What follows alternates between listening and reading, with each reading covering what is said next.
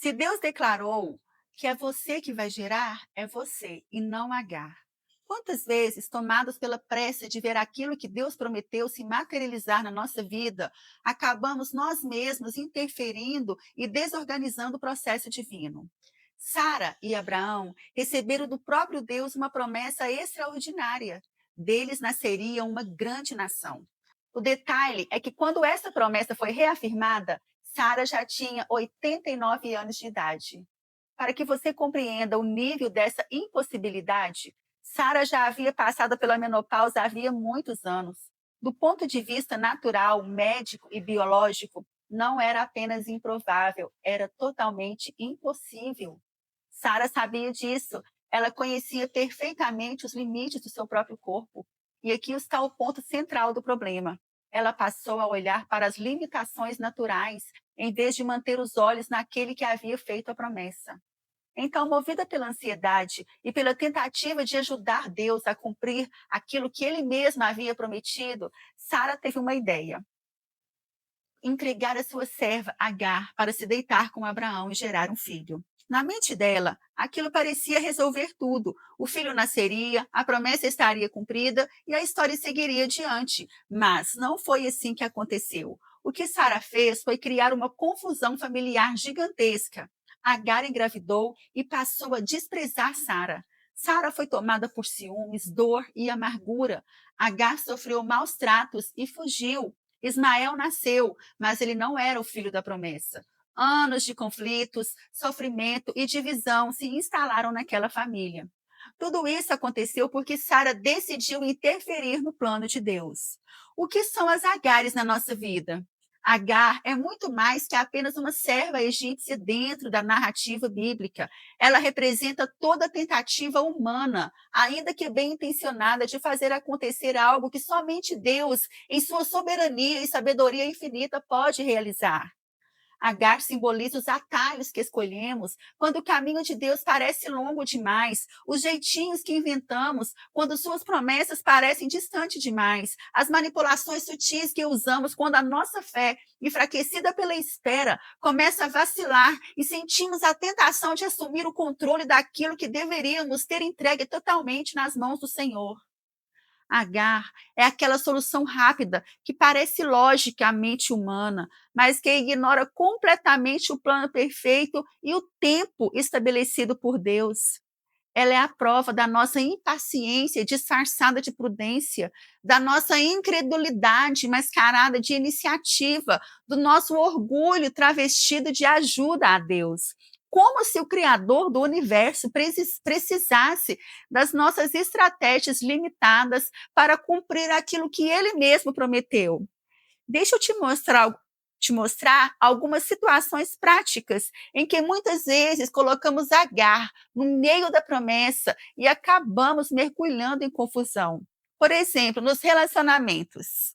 Em algum momento da sua caminhada, Deus falou ao seu coração sobre o casamento que ele preparou para você, sobre um cônjuge que dividiria não apenas a vida, mas também o propósito, a fé e os sonhos que ele deu a você.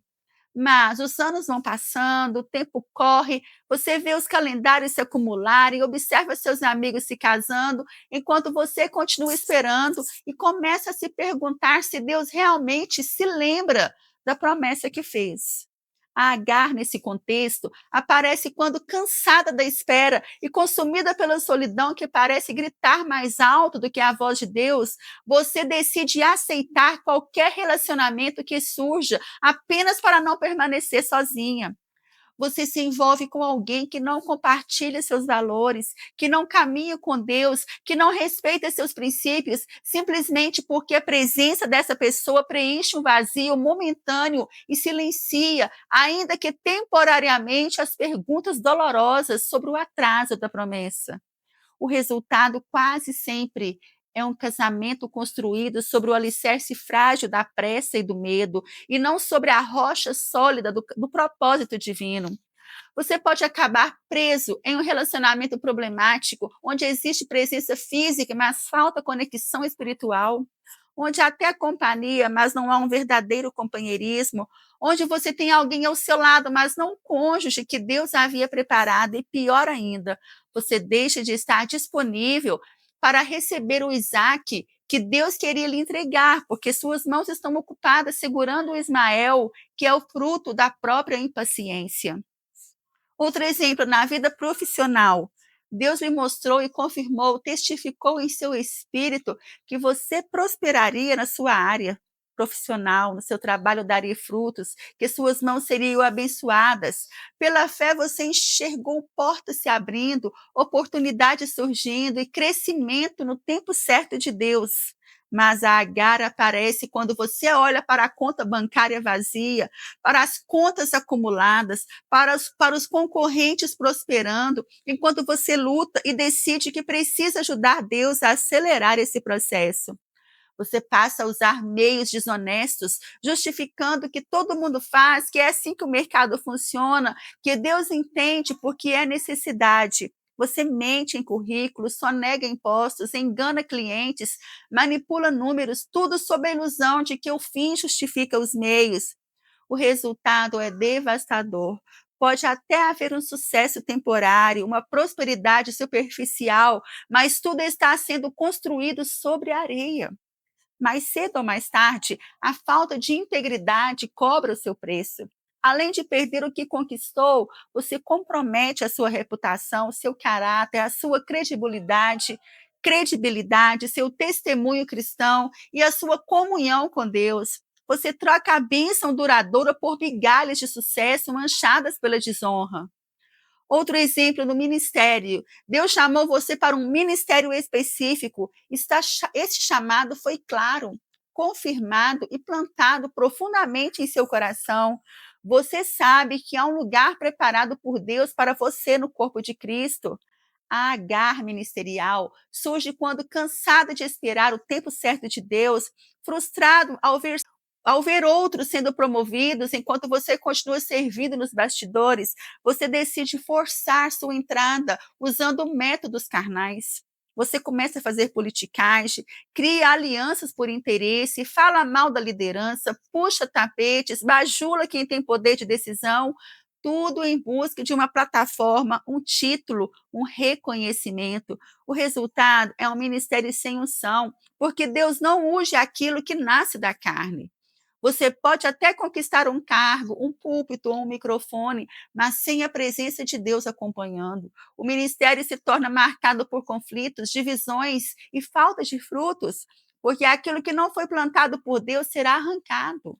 Por que fazemos isso? Precisamos ser honestos ao olhar para dentro de nós mesmos e reconhecer as raízes que nos levam a colocar Agar no meio da promessa.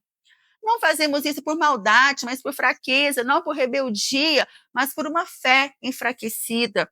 Vivemos numa cultura imediatista, onde tudo precisa ser agora. Esquecemos que Deus trabalha em outro tempo. A espera não é castigo, é preparação. Não é um esquecimento dele, é amadurecimento. Duvidamos porque olhamos para as impossibilidades naturais e deixamos a razão gritar mais alto do que a fé. Esquecemos que servimos a um Deus especialista em tornar o impossível realidade. Achamos que Deus precisa da nossa ajuda porque distorcemos nossa visão dele e de nós mesmos. Superestimamos nossa capacidade e subestimamos o seu poder. Nossa parte é crer, obedecer e esperar. A parte dele é cumprir. Confundimos fé com controle e achamos que, se não fizermos algo, nada acontecerá. Mas há uma diferença enorme entre fazer a nossa parte e tentar fazer a parte de Deus.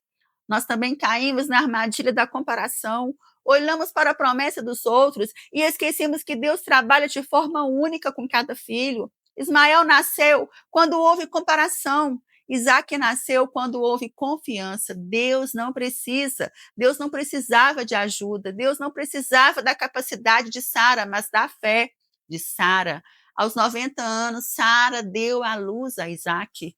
O riso da incredulidade se transformou em riso de alegria. O que isso nos ensina? Deus não é limitado pela sua idade, Deus não é limitado pela sua conta bancária, Deus não é limitado pelo seu passado, Deus não é limitado pelas suas falhas. O tempo de Deus é perfeito.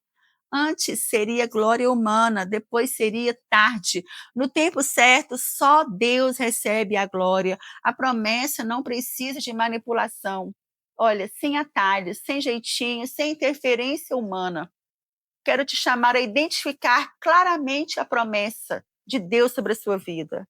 Reconheça as suas limitações, desenvolva a disciplina da espera, fique atento aos sinais de Agar, cerque-se de pessoas de fé, preserve a sua integridade. Eu sei que você pode estar cansado de esperar, eu sei que parece que todos já receberam, menos você. Eu sei que você olha para a sua realidade e se pergunta como isso vai acontecer. Mas eu vim te lembrar hoje, se Deus te prometeu, é Ele que vai cumprir, vai fazer cumprir, e não importa o tempo, não importa o quão impossível isso pareça. Sara tinha 90 anos. Se Deus fez com ela, cumpriu na vida dela, Ele também vai fazer em você. Não desista agora. Mesmo depois do erro, Deus não desistiu. Ele esperou o tempo certo e cumpriu a promessa original feita a ela. O que é para Sara gerar? Agar não gerará. Declare comigo: eu vou esperar no Senhor, eu confiarei no tempo dele, eu não colocarei Agar no meio. A promessa que Deus fez para mim vai se cumprir. Se essa mensagem falou com você, escreva amém nos comentários e compartilhe com alguém que está tentando resolver promessas com as próprias mãos. E lembre-se, não coloque Agar no meio das promessas de Sara. Um forte abraço e até o próximo vídeo.